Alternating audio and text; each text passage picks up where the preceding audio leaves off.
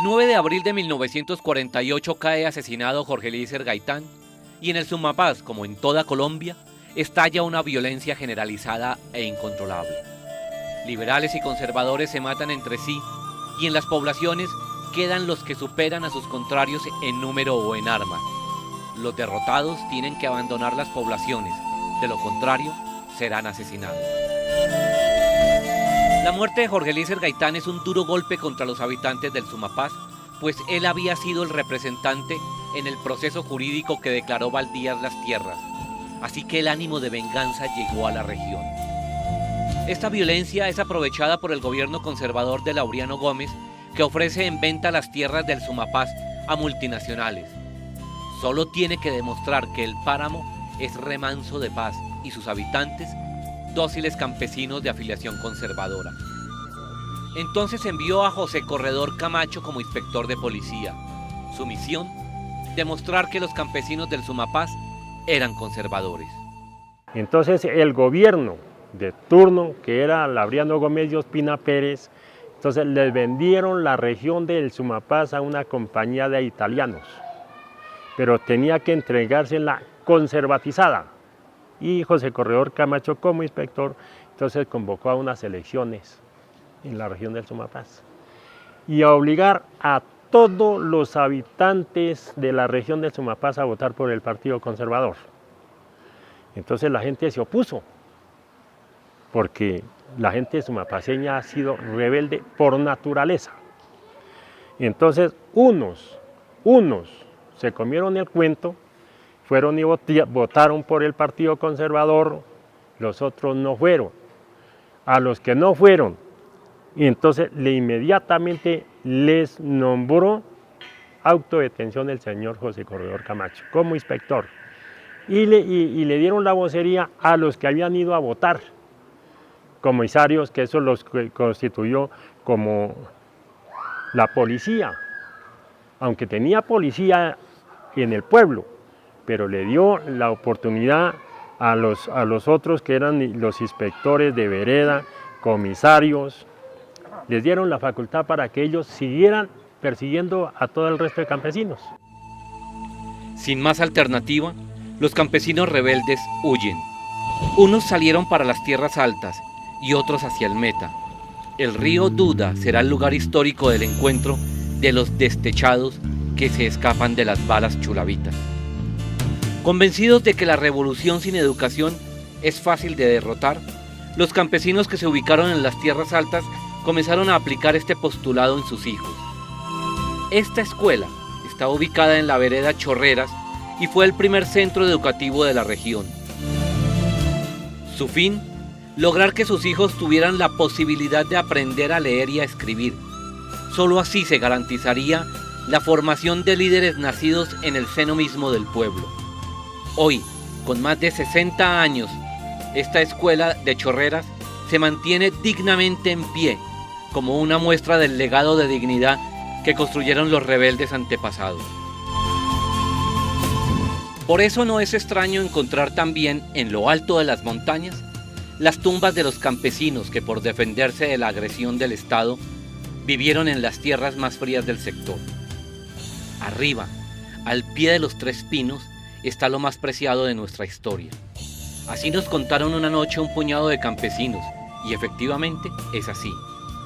Este cementerio es la demostración de cómo se protegían, al punto que hasta las tumbas fueron ubicadas en lugares estratégicos donde el enemigo no tenía la posibilidad de llegar, ni siquiera de saber cuántos hombres vivían y cuántos más estaban muertos.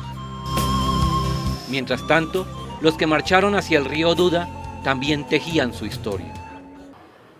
En esa colada de los que no fueron a votar, aparecen los Táutivas, como dice el burro delante. Aparecen los Moras, aparecen los Hurtados, papá de Fidel y de esas. Aparecieron los Moras, aparecieron los Guchúos, aparecieron Marco Antonio Hilarión, aparecieron otros tantos que se rebelaron y no fueron a votar y les hicieron la persecución a esos campesinos. Entonces los campesinos que acabo de nombrar, esos se rebelaron y cogieron al monte y comenzaron a crear su pequeño grupo de defensa personal o para defenderse de la policía. Y entonces eso andamos casi toda la región aquí, el páramo, la tierra alta del Sumapaz, durmiendo esta noche aquí, mañana en otra parte, y la policía, los sapos que llamamos en ese tiempo, detrás de nosotros, la persecución tan tremenda. Entonces la gente se trasladó en el año de 1952, fuimos a dar a un sitio que se llama Guacamayas, cabeceras del Duda. Ya en esos días se había reventado la violencia por el lado de Icononso, Patecuinde, El Palmar, Villarrica, Cabrera. Entonces se formó la violencia en esas tierras tras de Juan de la Cruz Varela. Entonces Juan de la Cruz Varela organizó también su gente, la gente que se fue de rebeldía. Salieron por Altamizal y fueron a desembocar en el Duda. Ahí estaba un grupo de llaneros que se llamaban de los de Dumar Alfure y estaban a mando de un comandante que se llamaba Luis Morales.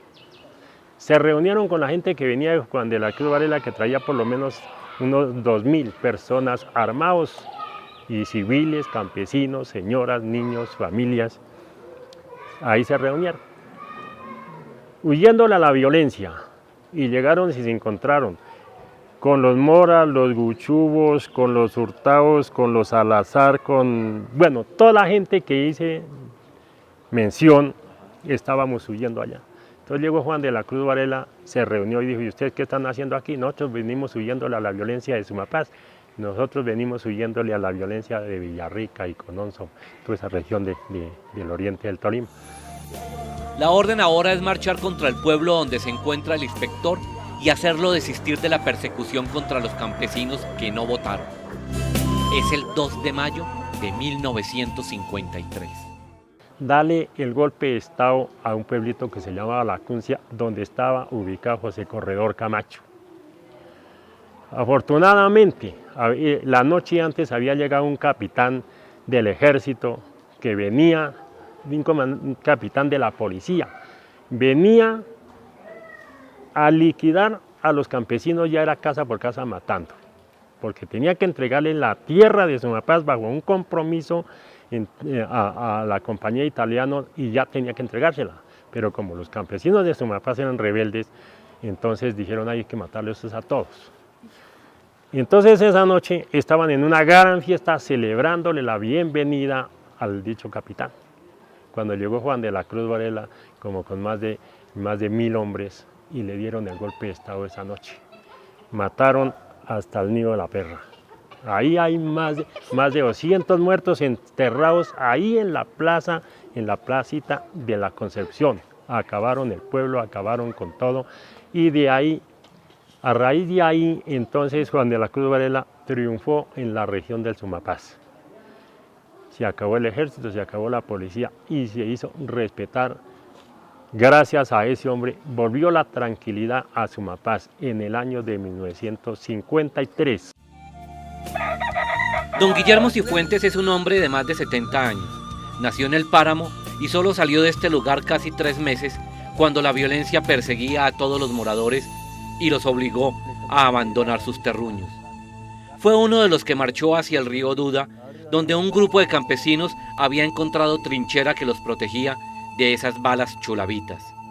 Era apenas un niño que, con esfuerzo, podía valerse solo, y así lo recuerda. Por eso fue encargado de las tareas menores, como arriar el ganado que empleaban los campesinos para alimentarse.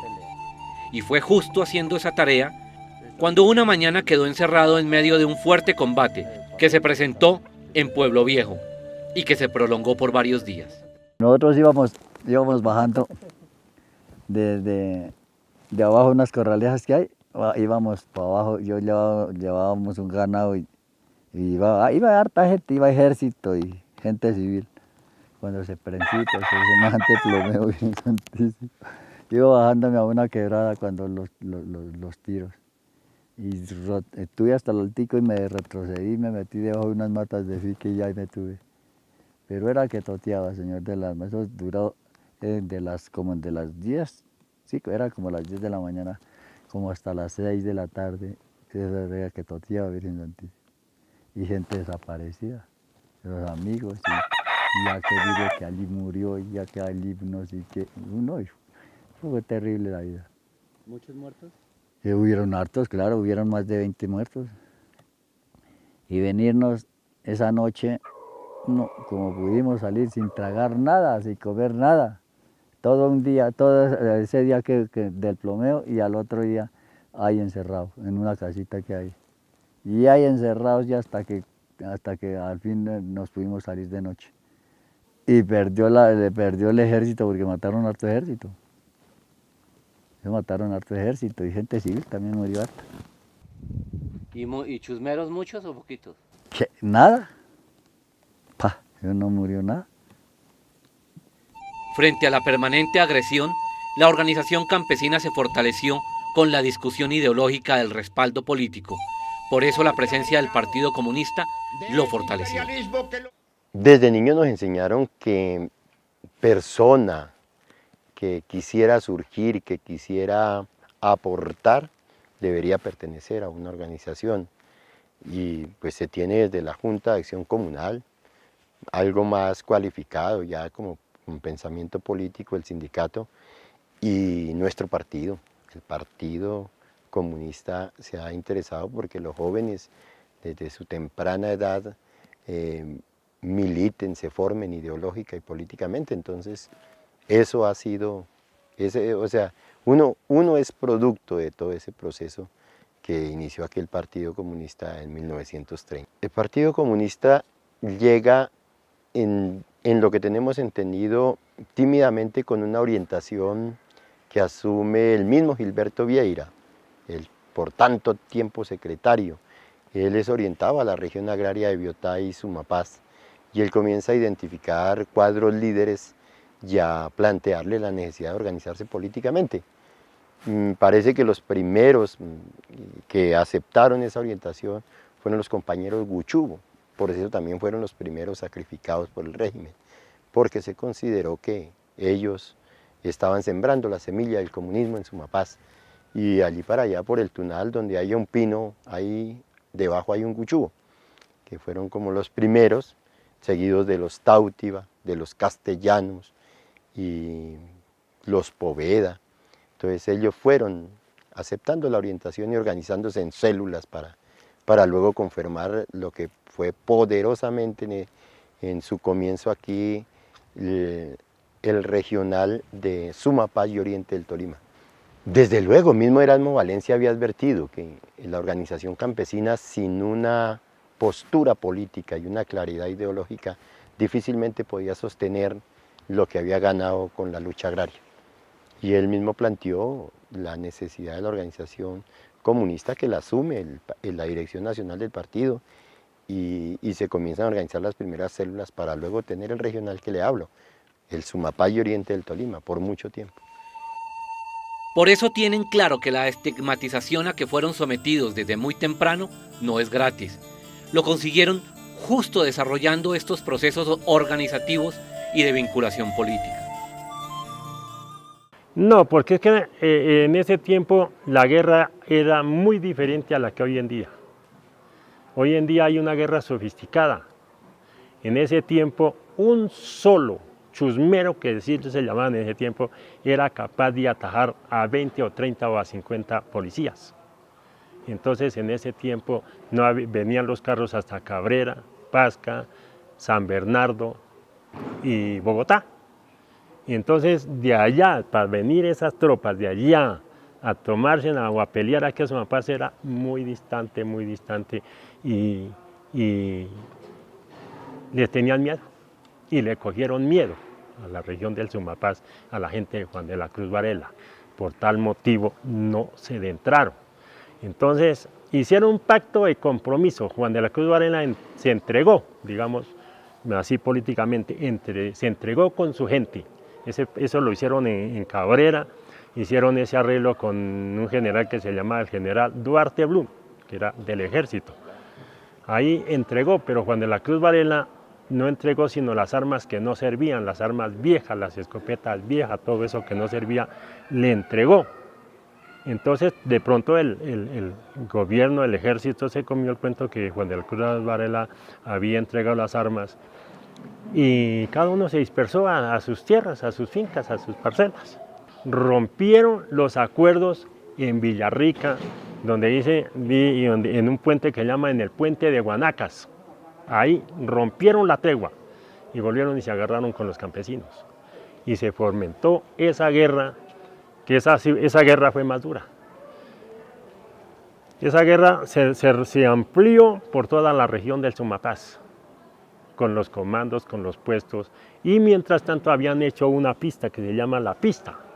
Eso ya fue cuando Rojas Pinilla le dio el golpe, estaba Laureano Gómez y Ospina Pérez el día 10 de mayo de 1953, que fue cuando asumió el poder Rojas Pinilla. Entonces la guerra ya fue con Rojas Pinilla, pero Rojas Pinilla hizo una pista en el plan de Sumapaz y se creó una política que se llama la rehabilitación. Entonces la gente de la región del Sumapaz se comieron el cuento de que era la paz y la tranquilidad y ya era con el gobierno y ya montaban en avioneta y toda esa cosa. Entonces la mayor parte de los combatientes que habían en la región del Sumapaz y que eran los líderes se fueron con el gobierno. Entonces se agarraron los campesinos de Sumapaz unos contra los otros, porque la gente se dividió ya en dos partes. Pero la gente que andó bajo el liderazgo de Juan de la Cruz Varela tenían más táctica, más política y tenían una claridad política cuál era su lucha. Entonces de ahí que hubieron muchos enfrentamientos, hubieron muchos, pero muchos muertos. Y cada vez la guerrilla le iba reduciendo el área económico y político al ejército, que estaba concentrado en la pista. Los fueron reduciendo hasta que el comandante del ejército tomó la determinación de retirarse y abandonar la pista. Y el último ataque o encuentro con el ejército de la guerrilla que lo hubo en Pueblo Viejo, que se hubieron más de 500 muertos ahí. Y ahí les quitaron toda la economía y armas y toda esa cosa, y ahí perdió la guerra el ejército en la región del Sumapaz. Pero fue una paz efímera. En junio de 1953 la tregua se rompe. Tropas del entonces gobierno del general Gustavo Rojas invaden el páramo y se construye la pista de aviones donde decolan las naves que transportan soldados. Al mismo tiempo, sirve para engañar a los incautos que por un vuelo se declaran seguidores del nuevo presidente. Y justo don Guillermo es el vecino de la pista. Sus terrenos colindan con el nuevo aeropuerto. Cabecera de la pista. La que tuvo cuando tuvo Rojas Pinilla. Ahí fue cuando la otra, que ahí fue la pelea de Pueblo Viejo. En ese tiempo, como no salimos ninguno, y yo esa vez iba para la Cabrera cuando esa pelea. Ya duramos 2 días en ese enfrentamiento que hubo.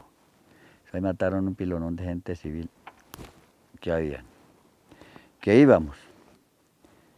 Ahí se perdió un poco de vidas, y ejército, y bueno, fue la misma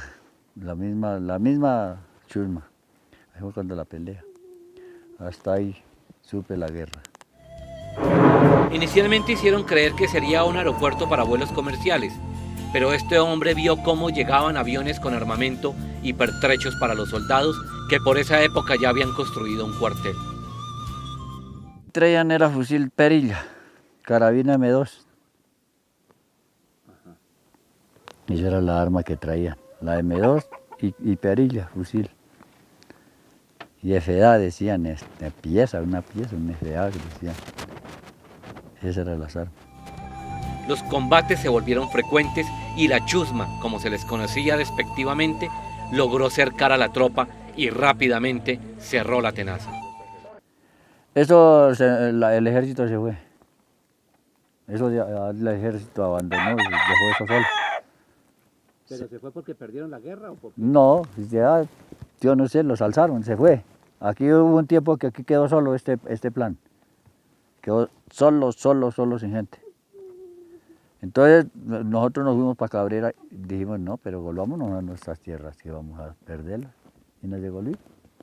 Y aquí estamos.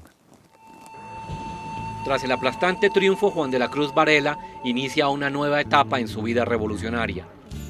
Juan de la Cruz Varela se dio cuenta que la paz de una región no era con las armas, sino era una forma política.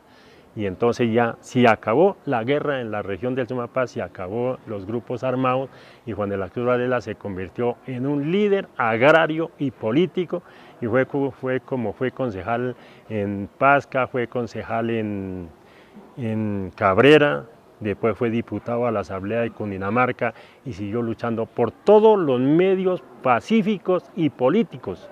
De ahí fue como llegó la carretera desde Bogotá, o sea que estaba en la casa de Rojas Pinilla, que ustedes se han visto allá en esas paredes que todavía hay. De ahí hizo llegar la carretera hasta San Juan. Queda en evidencia la capacidad de unidad y solidaridad de la comunidad campesina que se ve fortalecida gracias a los permanentes triunfos. Así que para 1958, en el marco de los acuerdos de paz con el gobierno, donde se había discutido y aprobado la desmilitarización del páramo, la Junta de Colonos aprovecha los momentos de paz y funda el Sindicato Agrícola de Trabajadores del Sumapaz, iniciando una nueva época de crecimiento comunitario. Al no tener ya la confrontación armada, la comunidad debía orientarse a consolidar ese momento de paz. La única manera era constituirse en una organización fuerte, poderosa, porque además el campesinado no tenía ninguna otra. Año 57, pues la Junta de Acción Comunal no existía. Entonces, porque ya viene 10 años después. El sindicato, por orientación, aquí hay que hacerle honor a todos de mismo Erasmo Valencia, y orientación de Juan de la Cruz Varela desde donde estaba en la representación política del mismo Partido Comunista a través de Gerardo González. Entonces plantean la necesidad de organizar un sindicato. Aquí nace como Sindicato Agrario de Nazaret, porque todavía no teníamos reconocimiento político. Entonces éramos del corregimiento de Nazaret todos. A causa de eso es que tenemos la paz hoy en día y todo que aquí el niño que va saliendo se va criando con ese concepto. Y los viejos, nosotros los viejos sí con mayor razón, porque nosotros ya tenemos claro y tenemos un concepto supremamente claro, ilustrado, y en aras de eso tenemos que levantar a nuestros hijos. Aquí en la región del Sumapaz no debía de haber ejército ni policía, porque aquí duró la región del Sumapaz sin la presencia del Estado y sin los militares más de 35 años. Y entonces la causa, porque aquí fue una región guerrillera, de la que hay hoy en día, la que lidera hoy Tiro Fijo y el Mono y toda esa gente, vivieron aquí por el espacio de más de 25 años, libremente trajinando, andando, viviendo, comiendo y durmiendo con nosotros y con nuestros hijos. La mayor parte de nuestros hijos se criaron con la guerrilla, pero con un conocimiento claro de que tomar las armas no era una solución. Pero la fortaleza de la unidad no es bien vista fuera de la región y se inicia una agria campaña de desprestigio contra sus habitantes. Chusmeros, guerrilleros, bandoleros, todos los operativos que conducen a la justificación de la guerra sucia. No, es claro que no lo tenemos ganado porque tenemos una posición de clase. O sea, nuestro sindicato no tambalea en definir que aquí hay dos clases sociales, que nosotros somos los explotados y que nuestra reivindicación está desde ese punto de vista de explotados, frente a una burguesía, a una oligarquía que no le interesa cualquier avance en políticas en contra de su pueblo. Entonces nosotros salimos en defensa del pueblo, del campesinado, de los pobres.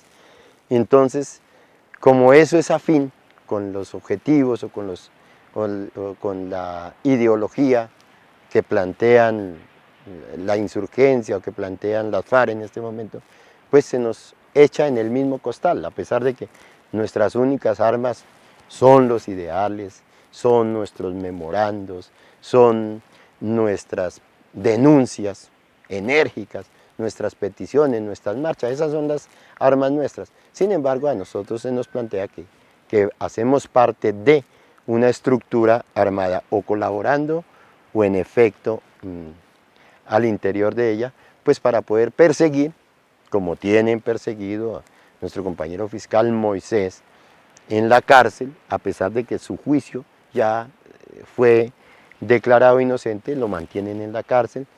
Muere el compañero Beto, presidente del sindicato, preso, dándole la casa por cárcel frente a una penosa enfermedad que padecía, pero esa situación pues la agudiza y muere el compañero Beto. Pero habría que decir que también otro presidente del sindicato fue asesinado, el caso del compañero Pedro Pablo Bello, y fue asesinado allí en el 79 en Bogotá, amplia, descaradamente, lo mataron por ser dirigente agrario. Mataron a Julio Alfonso Poveda, uno de nuestros baluartes del sindicato, lo mataron siendo presidente de la Federación Colombiana de Cooperativas Agropecuarias, FENACOA. Entonces, eso ya lo tenemos entendido, que el régimen no descansa y que su acusación, la vinculación que la hace de nosotros con la FARC como tal, porque aquí se nos acusa de ser parte de la FARC, es sencillamente disculpa para aniquilar una organización sindical que tiene una posición de clase. Pero aunque la muerte la utilicen sus enemigos como un mecanismo de terror para doblegarlos o desplazarlos, la lucha es cada día más fuerte, así el costo sea la vida misma.